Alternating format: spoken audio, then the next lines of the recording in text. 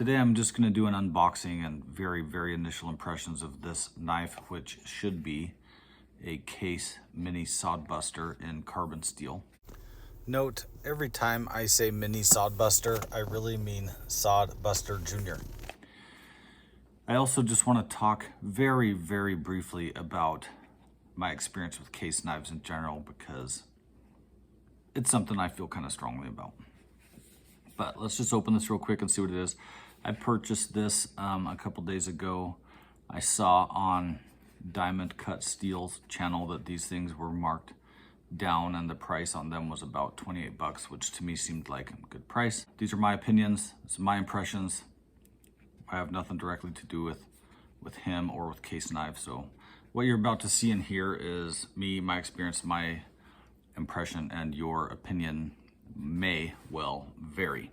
So let's open this up and see what we got. So, as you can see, this thing is still wrapped. I have not opened this. Before I do, I want to say my little spiel. I love Case knives. I love traditional knives.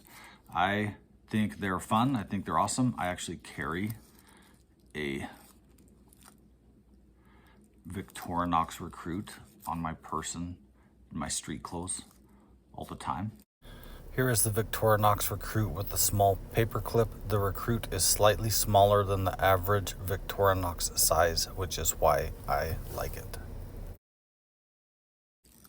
So these are not just a collector thing to me. I actually would consider using these. I do carry the Swiss Army knife instead. And I don't have a lot of experience with other traditional knife companies, especially any that are higher quality or cost than Case. I don't have experience with those. So my experience is with kind of the low end entry level Victorinox. I have a ton of experience with them. And then just the general buck kind of Stockman type slip joint, Schrade, Uncle Henry, Old Timer, just those kind of very entry level things is kind of where my experience lies, and with Case. So what I want to say about Case knives is, for me, compared to those other knives that I just mentioned, Case knives quality is very good. It's my understanding from watching other people talk about this that in terms of other traditional knife companies, which may cost more, maybe they cost the same, I don't know, Case knives are kind of a little rough and their fit and finish is kind of subpar. And there might be some rough things going on with them. Sometimes the fit just isn't quite right. Sometimes they're a little bit dirty, whatever. I'm actually okay with all of that. The part of this that I want to talk about is the edge that Case leaves you. It is my experience with every single Case knife I have had, and I have had many, that they come with a very rough edge. In my opinion, the edge is unfinished and it always has a large burr on it. And in my opinion, it's unacceptable. I think they may be doing this deliberately because that edge might actually have some useful working type quality to it. It probably does cut certain material very well because it's very rough, but let's just see what this looks like and maybe I'll go into more detail if this suffers from that same thing, which I highly suspect it will. So here's the knife. This is Mini Sodbuster, carbon steel.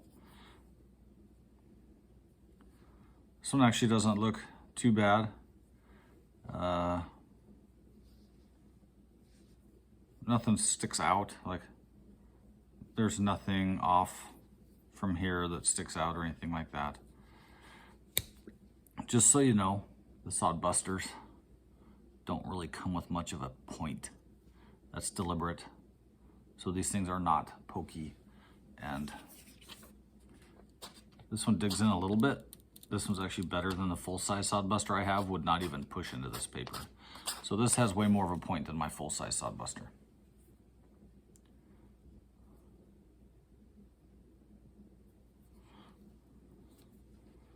So this is stamped with the CS, which means carbon steel, but I can't see it when the knife's open. This is my first Mini Sodbuster, so I don't know if this is normal. But that stamp is buried. The tang goes far enough down into these scales. covers, whatever they call slip joint things. I can't ever remember, but there's that. So the action on this one's pretty good. It's a little tight, which is fine with me. I prefer it to be just a tiny bit tight. There's no half stop or anything on these, so the knife will just close all the way on you if that matters to you. Be careful when you open or close these things. So let me check the edge. Yep, holy crap, look at this. I am trying to move my finger with the same pressure as I did this way, and it actually stops my finger.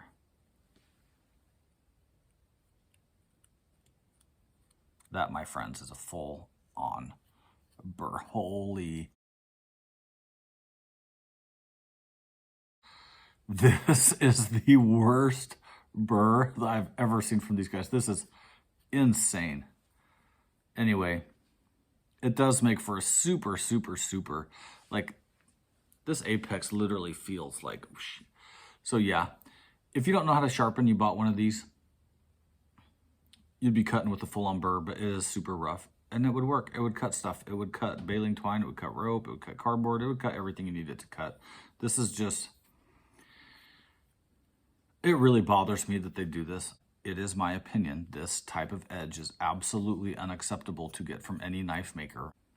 But Victorinox never sends you with an edge like this. Never. Sometimes Victorinox will be a little bit dull, but they never are just totally unfinished. But, so... I am always going to ding Case knives if I'm marking these things on a scale of 1 out of 5. 5 is great quality and performance and everything, and 1 is horrible. I will always, the highest I will ever give a Case knife is a 4 out of 5. I'm dinging them a full point every time for sending me a knife with a full-on burr and this weird rough edge, which I think they're doing on purpose. It bothers me. I don't like it. I think they could do better than that. If they want a rough edge on there, there's a zillion ways they could do that and remove that burr. So anyway, that's my take on it. Let's see how this guy does. First, I'm going to cut this notebook paper. I tore when I got to the top third. And some of that is because when you have a knife with a lot of belly, you have to change the angle you cut at or it will always tear or snag. So, but yeah, this is extremely rough. That's so rough, but it will cut. It will separate material. I would never carry a knife with the edge like this because I know how to sharpen, so I would never do it. Let's see how it is on this catalog paper. This is what I usually use as a threshold to end my factory edge retention testing. This is the paper I usually use to determine whether or not I would end that test. And it's cutting it. It will cut this paper, so it's very rough. The good news about Case knives is I love waterstone sharpening. And if I get one of these, I always know I'm going to be able to sharpen it right away. When I buy a knife, or when I am giving my impression of a knife and how it comes out of the box, I check the edge. I frequently test the edge and make comparisons to other knives, and it is unacceptable to me that they do this with these burrs. But just know, if you're a person that does not know how to sharpen or does not sharpen very well, you could buy one of these and use it. These edges do cut. It is sharpened. It is sharp. If things are either dull or sharp, this is sharp. It's just a very rough, gnarly edge, and that burr probably will... Anybody who knows how to sharpen will tell you that you don't want to run around with a burr, especially one this large.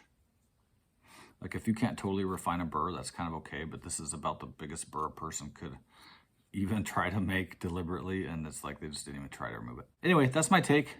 It frustrates me that they do this with their edges, but otherwise I love these knives. I think they're great fun. I have all kinds of fun with them. I enjoy using them. I enjoy carrying them. I enjoy playing with them. I take great deal of pleasure playing with these knives and checking them out, looking at them, and sharpening them. They actually perform quite well. These knives are super great. I have no complaints about them other than how the edge comes to you from the factory. So this is a carbon steel knife. I'm not 100% sure. I think what they are using now is some version of 1095. If that's not correct, hopefully somebody can correct me because I'm not 100% sure. Until a couple years ago, they were using chrome vanadium, which I believe was slightly better than the one they're using now, but the one they're using now is totally adequate and I have no problems with it. But it is carbon steel. It will rust on you if you don't take proper precautions. It will patina when you use it to cut certain things like food. So if that bothers you, you may want to go for a stainless model, but I actually kind of like it. So here's the Sodbuster Jr. with the Sodbuster. Sodbuster Sr., I don't know. So as you can see, it is quite a bit smaller. The Sodbuster Jr. is a good overall size. It's light, it's carryable. If you want to put this in your pocket, you could. You probably have no problems doing so. The full-size Sodbuster is actually getting quite large. But I wanted to show you a couple things for comparison and for reference. So here are the knives open. Get some light reflecting off this new one and some light reflecting off my regular one. As you can see, this thing has some patina on it. I have used this. I deliberately tried to get patina on this knife by cutting apples. I went on a spree with this knife just to test it as far as corrosion and patina goes. And I've used this knife pretty much only to cut apples and a little bit of boxes and stuff, but I have not cut any other food with this. The only food I've cut with it is apples because I was curious how it would do.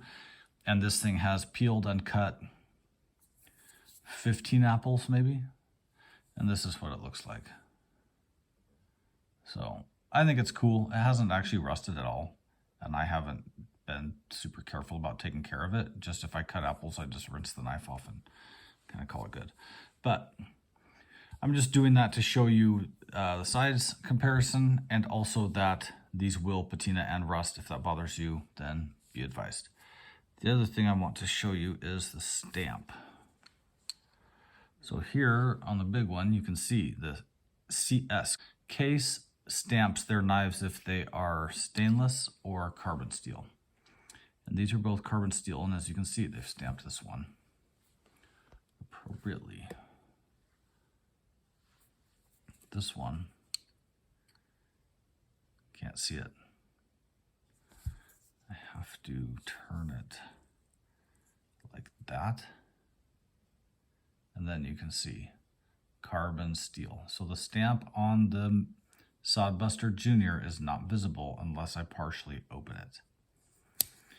So there you go, carbon steel. These will rust and patina. I think it's great. If you don't like it, you've been warned.